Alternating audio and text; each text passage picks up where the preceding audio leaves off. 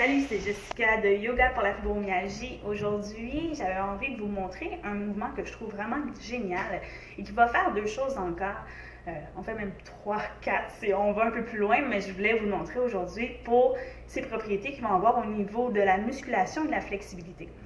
Donc souvent, on a mal au dos. Ça, c'est vraiment le problème, je crois, qui est le plus commun, les lumbagos, tout ce qui est douleur au dos.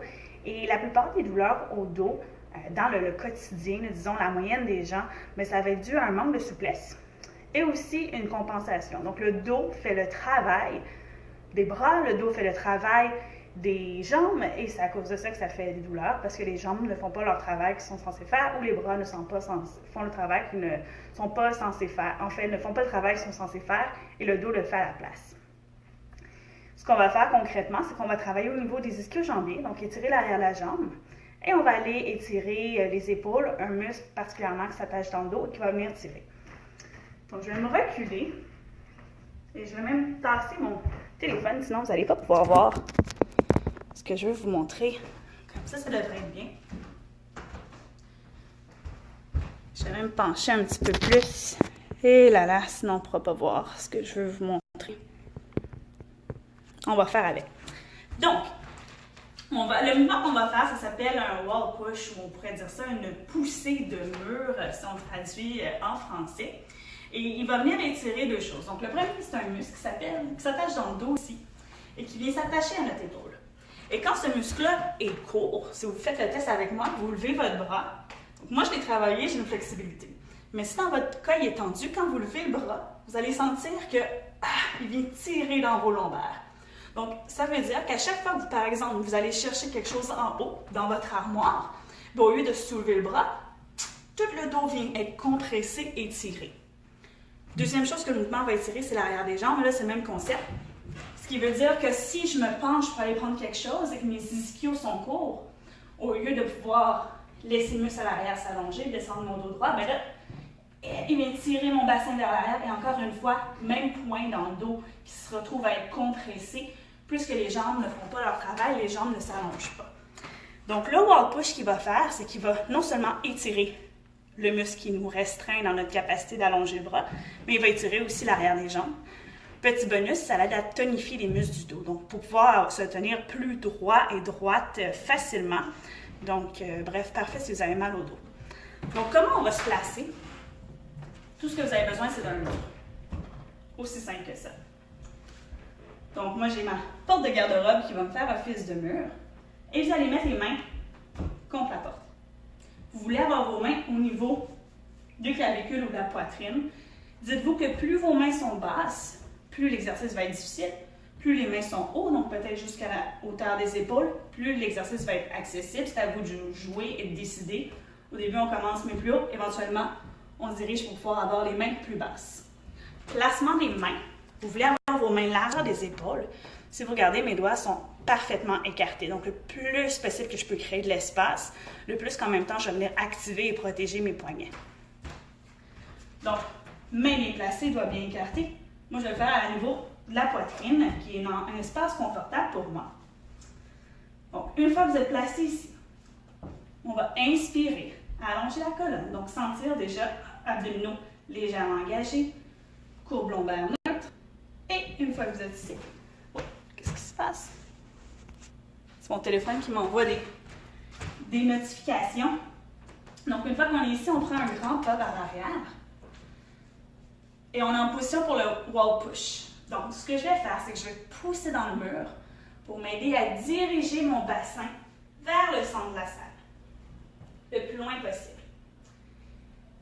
Si vous êtes tendu, en fait, il y a deux choses qui vont se passer là en ce moment. C'est soit le mouvement des bras, ou le muscle plutôt va être tellement court que vous allez rouler les coudes vers l'extérieur.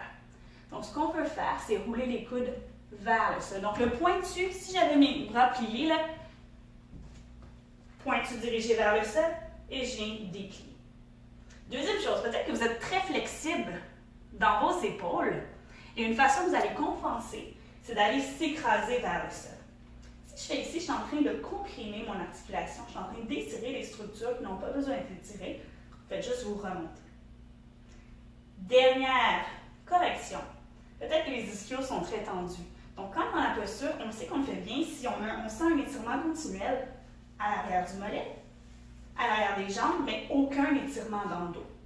Si au contraire, vous sentez que ça tire dans votre dos, que votre dos est arrondi, je vais vous dire de plier les jambes.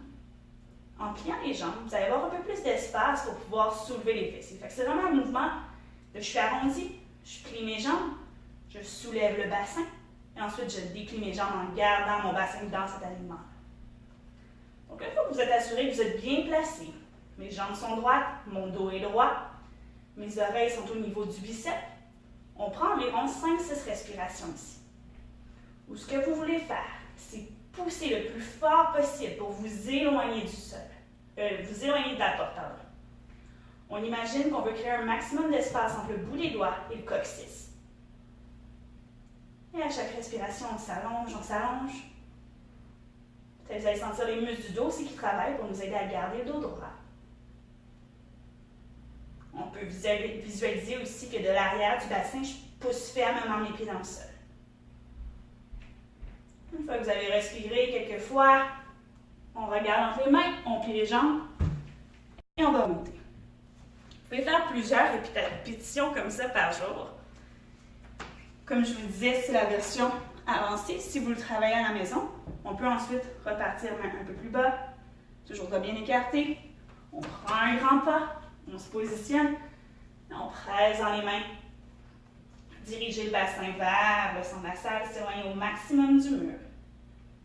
Toujours, si je plie mes coudes, je remarque que mes coudes sont pointés vers le sol. Donc, mes épaules sont loin des oreilles. Encore une fois, si le dos s'arrondit, on plie les jambes, on sort les fessiers. Ensuite, on déplie en gardant le dos bien droit. Et une fois que vous avez pris vos 5-6 respirations, à nouveau, on regarde les mains, on plie les jambes et on remonte. Au début, vous allez voir, c'est super intense. Dans le fond, là, les deux principaux muscles qui viennent tirer sur nos lombaires, on vient les étirer en même temps. Donc, à force de le faire, ce mouvement-là, vous allez voir vraiment une méga amélioration. Quand j'ai commencé, c'était le même. J'avais vraiment des ischios très, très courts, puis mes bras, là, c'était impossible de pouvoir s'étirer comme ça. Bon, comme vous voyez, salut Aurélie. Donc, comme vous voyez, c'est vraiment patience, prendre son temps, respirer.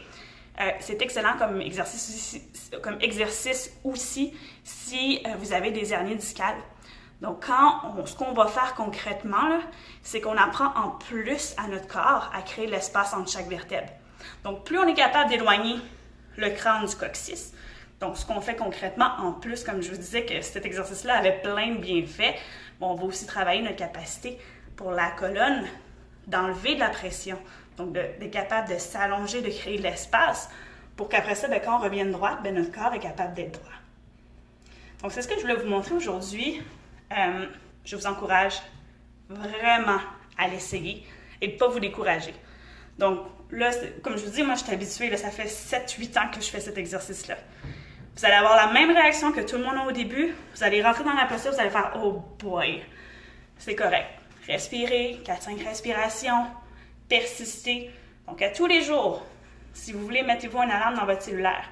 Bip, bip, bip, OK, c'est le temps de faire mon wall push, ma poussée de mur. Ça prend 15 secondes, puis déjà là, vous allez avoir une amélioration. Et comme je vous dis, tout ce qui est mouvement au quotidien, on ne sera plus limité. Donc, au lieu que ce soit votre dos qui ressente à chaque fois la compression quand on lève un bras, qui ressent la compression quand on se penche ou juste quand on est assis, pensez-y. Si je suis assis et que mes ischios sont courts, toujours en train d'arrondir, donc ça va nous permettre de se tenir droit lorsqu'on est assis, que vous soyez en voiture, à l'ordinateur. Donc après ça, quand on se lève, on n'a plus les douleurs lombaires à force d'être assis, quel que soit que vous fassiez dans votre quotidien qui vous cause des maux de dos. Donc, je ne sais pas si vous avez des questions. Vous êtes 9 à me regarder.